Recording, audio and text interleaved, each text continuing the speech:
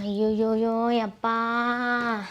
ஏய் மங்கம்மா, என்னடி மஞ்சு குழந்தை கூட விளையாடுறதுனாடி போன, இப்படி வந்து நிக்கிற? ஐயோ மாயா, குழந்தையா அது பயங்கர அட்டகாசண்டி.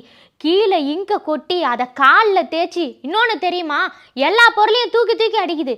இதுக்கு பயந்துட்டே மஞ்சு அக்கா மேலே எல்லா பொருளையும் எடுத்து வச்சிருக்காங்க பார்த்துக்கோ. அம்மா, குழந்தைங்கன்னா அப்படிதாண்டி இருக்கும், இதுக்கெல்லாமா டென்ஷன் ஆவ? ஐயோ மாயா, உனக்கு தெரியாது மாயா, நீ கொஞ்ச நேரம் அங்கே வந்து பாரேன்.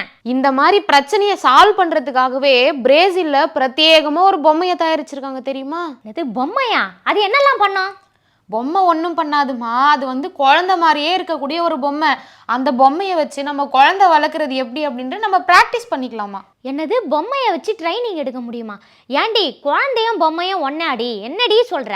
ஏய், அந்த பொம்மை பார்க்கறதுக்கு அச்சசல் குழந்தை மாதிரியே இருக்கும்டி, அதை வச்சு ஈஸியாக நம்ம ட்ரைனிங் எடுத்துக்கலாம். அது மட்டும் இல்லடி, இந்த பொம்மை கூட விளையாடுறதுனால நமக்கு இருக்கிற ஸ்ட்ரெஸ் எல்லாம் பறந்து போயிடும் அப்படின்னு சொல்றாங்க.